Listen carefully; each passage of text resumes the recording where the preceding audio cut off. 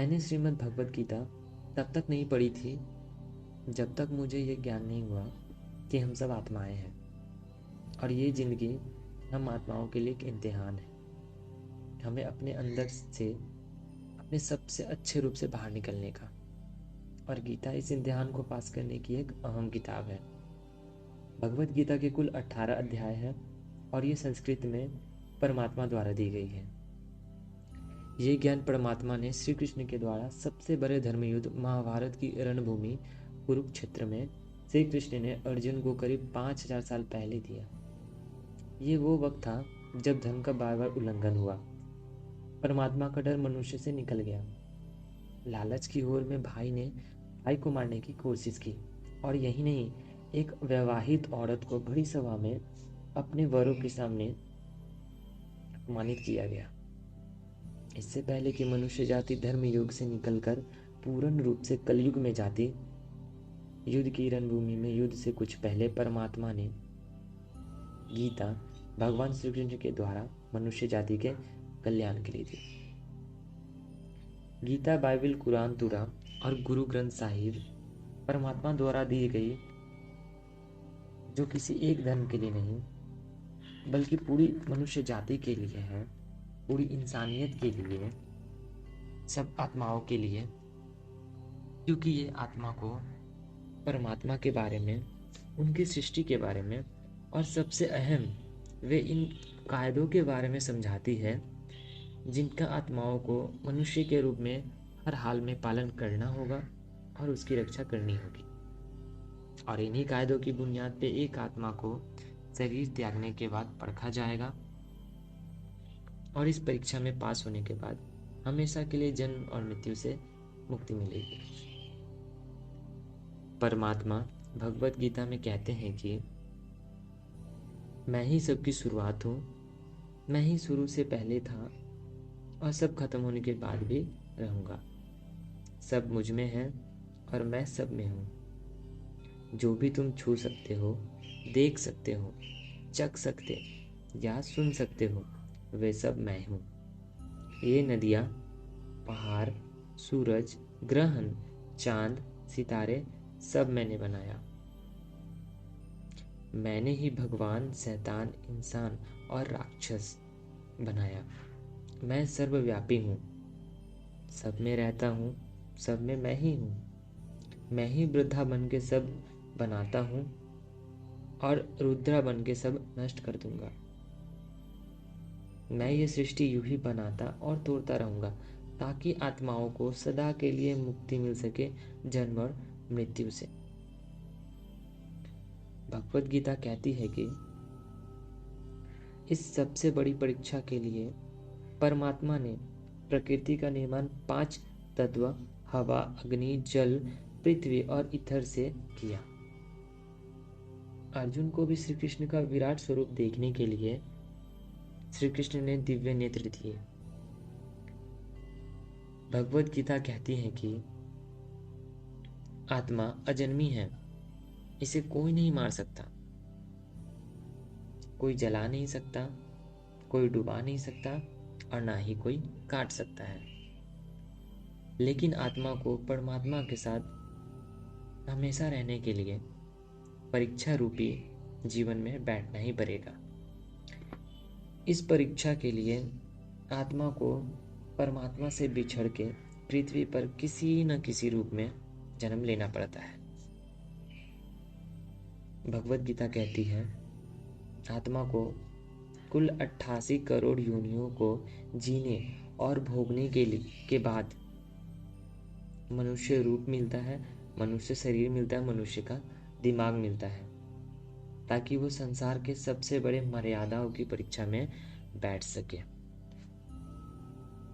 हर मनुष्य को इस पूरी परीक्षा के दौरान तरह तरह की अच्छी और बुरी भावनाओं को चक्रव्यूह में अपने ही भाई बहन या मित्रों के साथ डाला जाता है, जिसमें हर आत्माओं को अपने अंदर की तामसिक और राजसिक अवगुणों से निकल के सात्विक जीवन में प्रवेश करने के मौके मिलते हैं।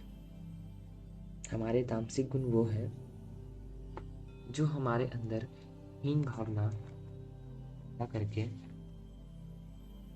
हमें खुद को उदास और नुकसान पहुंचाते हैं, और हमारे राजसिक गुण हमें ईर्ष्यालु और लोभी बना के दूसरों के प्रति नुकसान पहुंचा सकते हैं। इस परीक्षा के दौरान हर आत्माओं को तामसिक और राजसिक गुणों को खत्म करके अपने सात्विक गुणों से परिचित होना पड़ेगा।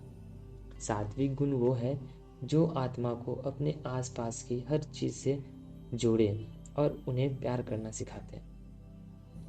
परीक्षा के दौरान हर आत्माओं को जीवन के चारों स्तंभ धर्म, अर्थ, काम और मोक्ष का ज्ञान पाके ही मुक्ति मिलती है। यही वह द्वार है जिन्हें समझ के ही आत्मा परमात्मा को समझ सकती है। पहला द्वार धर्म का है और शेर इसका प्रतीक है।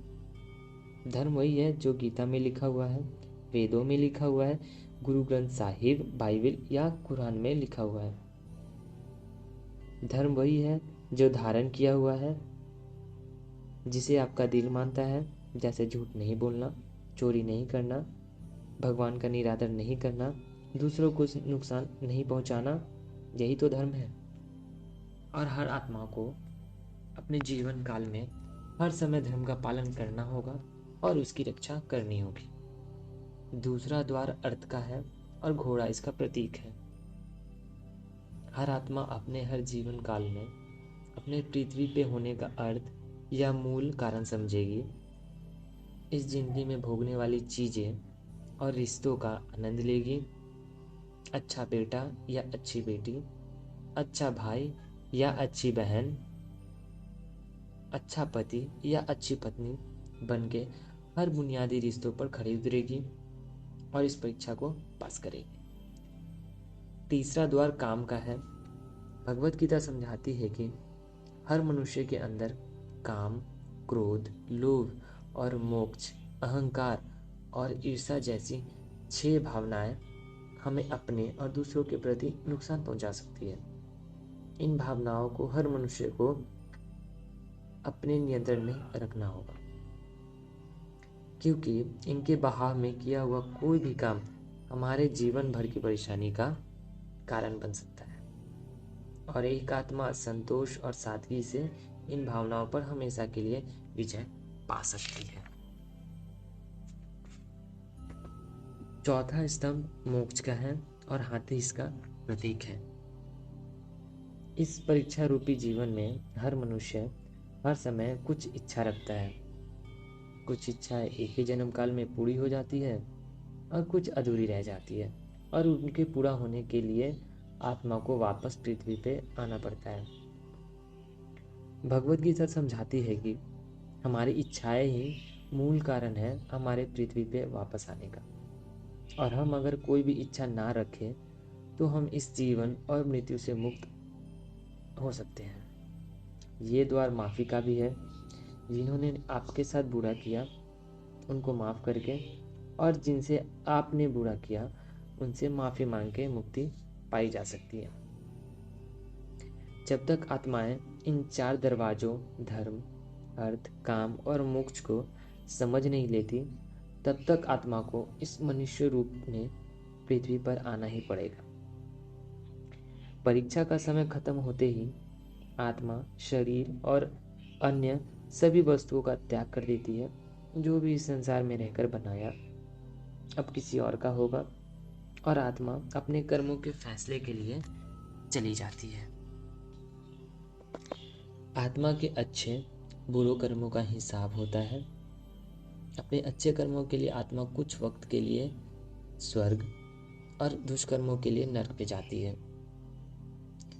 नरक में आत्माओं को अपने पापों के अनुकूल सजाएं मिलती है, और सजा खत्म होने के बाद आत्मा को फिर से नया शरीर, नया दिमाग मिलता है इस परीक्षा में फिर से बैठने के लिए। और परीक्षा में वही सब फिर से दोहराया जाएगा।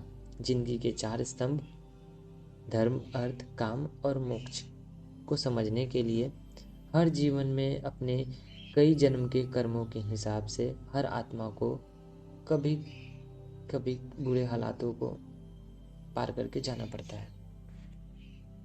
और जब तक आत्मा परमात्मा के साथ योग को नहीं समझ लेती वो मुक्ति नहीं पा सकते। भगवत गीता समझाती है कि मनुष्य अपने शरीर, दिमाग या दिल से भगवान को पा सकता है। शरीर द्वारा किए कर्मों के माध्यम से परमात्मा को पाने को कर्मयोग कहते हैं। ऐसे कर्म जो परमात्मा की इच्छा से हो और दूसरों के कल्याण के लिए हो।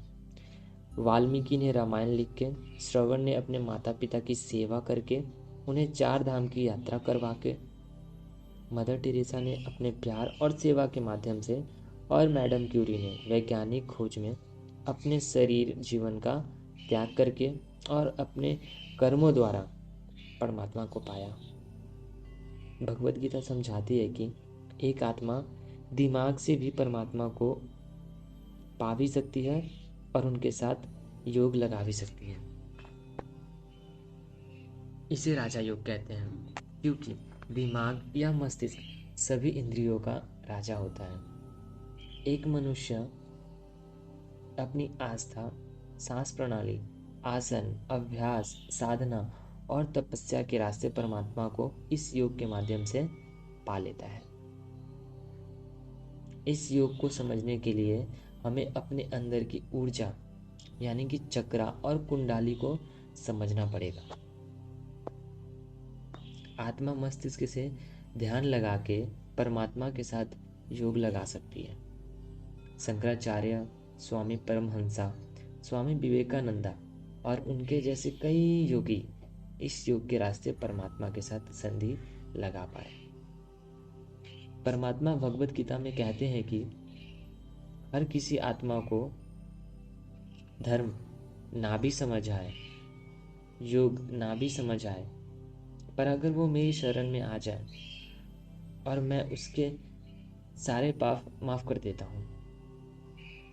परमात्मा को दिल की गहराइयों से पुकार के पाने को भक्ति योग कहते हैं। चैतन्य महाप्रभु, मीराबाई और भगवान हनुमान इस योग के सबसे बड़े उदाहरण हैं। लेकिन कभी आत्मा अपने होने का मूल कारण भूल के धर्म का उल्लंघन करे या पाप के रास्ते पर निकल जाए तो उसे ठीक करने के लिए परमात्मा खुद किसी रूप में पृथ्वी पर जन्म लेते हैं।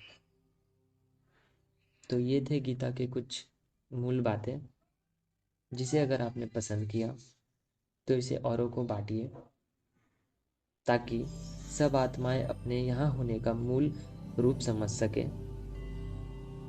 और गीता में कही गई सभी बातों का पालन कर सके, ताकि वो इस जन्म और मृत्यु से सदा के लिए मुक्ति पा सके और हमेशा के लिए परमात्मा के साथ रह सके। धन्यवाद।